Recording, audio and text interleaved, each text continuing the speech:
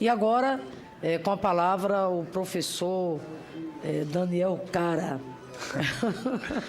Bom dia a todos e todas. Em primeiro lugar, queria dizer que é um prazer enorme estar aqui. Esse é um momento, na realidade, muito emocionante, Fátima, porque muitas pessoas participaram da construção do Fundeb, que hoje está em vigor, mas as pessoas que estão aqui nessa mesa, Alessio representando a Undime, o Heleno representando a CNTE, especialmente você como relatora, na época da MP 339, né, medida provisória 339, nós construímos uma história junto com o Ministério da Educação, na época liderado pelo Fernando Haddad, antes pelo Tarso Genro, o Francisco das Chagas, secretário de Educação Básica, Maria do Pilar Lacerda, enfim, Monlevade, que está aqui, que sempre participou dos debates, a Zuleika, meu amigo Lindbergh, que chegou aqui agora também.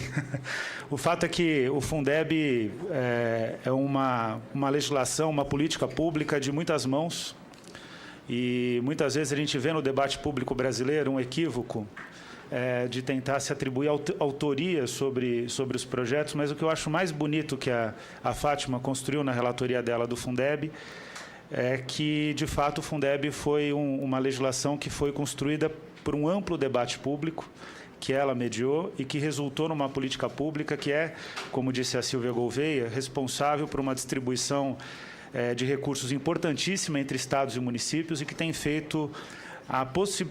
gerado a possibilidade concreta da educação continuar existindo e continuar sendo mantida, embora essa crise econômica que assola o país.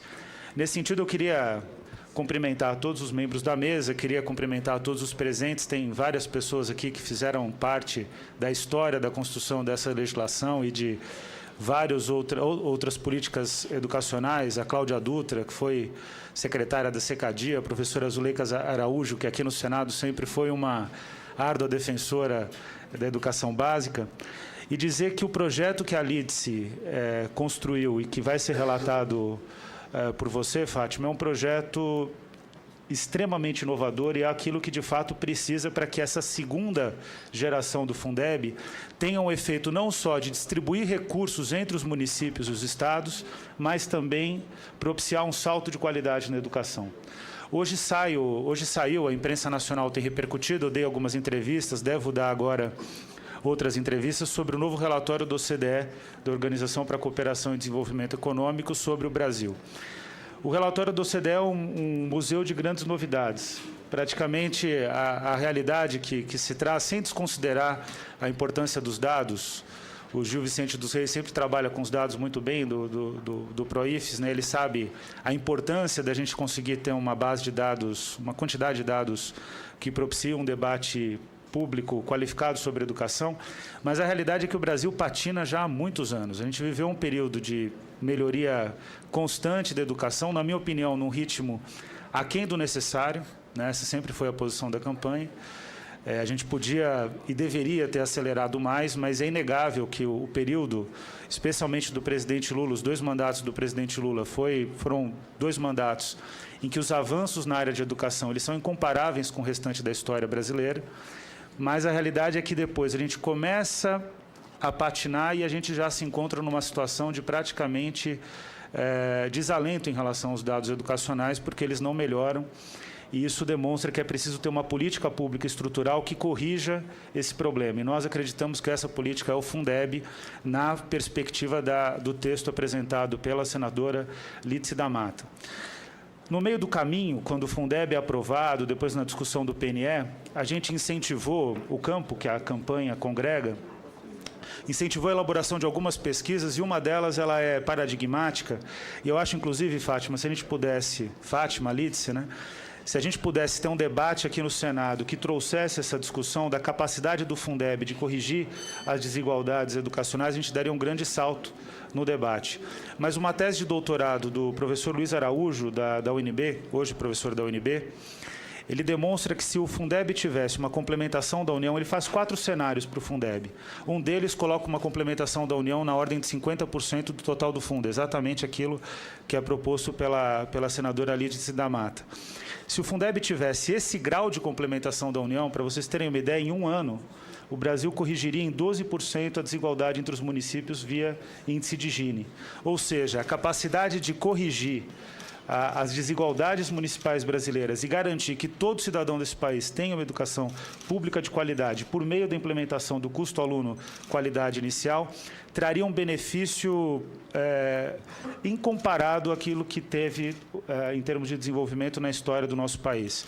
Então, considerando o poder dessa propositura, considerando a sua capacidade de relatoria, a posição da campanha, que já foi aqui, de certa forma, trazida pelo Alessio, é que o nosso investimento político vai ser, político, programático, de mobilização, vai ser na agenda do novo Fundeb e na construção dessa propositura, inclusive com uma questão, Lindbergh, que, de vez em quando, a área econômica do governo, ela acha que ela é muito capaz, mas ela deixa passar alguns submarinos, como a gente diz. A complementação da União ao Fundeb é o único item que está excetuado na Emenda Constitucional 95 de 2016. A Campanha Nacional pelo Direito à Educação deve se pronunciar contra a Emenda Constitucional 95 no Supremo Tribunal Federal nos próximos dias, em uma ação de amicus curiae. Nós somos amigos da Corte contra a Emenda Constitucional 95, que é o teto dos gastos. Porém, o Fundeb está excetuado do teto dos gastos, ou seja, se vocês me perguntarem se eu prefiro acabar com a Emenda Constitucional 95 ou mantê-la com essa exceção do Fundeb, eu prefiro acabar com a Emenda Constitucional 95. O cidadão precisa de saúde, cultura, educação, ele não pode ficar restrito só a uma política pública. Agora, se a Emenda Constitucional 95 permanecer, a boa notícia que nós temos para trazer é que a complementação da União ela pode ser maior e, via educação básica, a gente pode recuperar um pouco daquilo que representa esse enorme equívoco na discussão da política pública brasileira, que é a Emenda Constitucional 95, e que também é uma desconstrução da Constituição Federal de 1988. Então, queria parabenizar a Lídice pela coragem de apresentar esse projeto. Queria parabenizar a Fátima, que já foi uma excelente relatora do Fundeb e que pode continuar esse trabalho nessa propositura, e dizer que a gente vai apoiar integralmente a tramitação dessa matéria e tentar fazer com toda a nossa força que essa matéria persevere e que consiga, inclusive, encontrar um ponto de encontro na Câmara dos Deputados para que a gente tenha, de fato, uma educação pública de qualidade para todos e para todas. Então, muito obrigado e, mais uma vez, parabéns às duas senadoras. Isso mostra a importância de nós termos senadoras que, de fato, sejam comprometidas com a educação pública brasileira. Muito obrigado.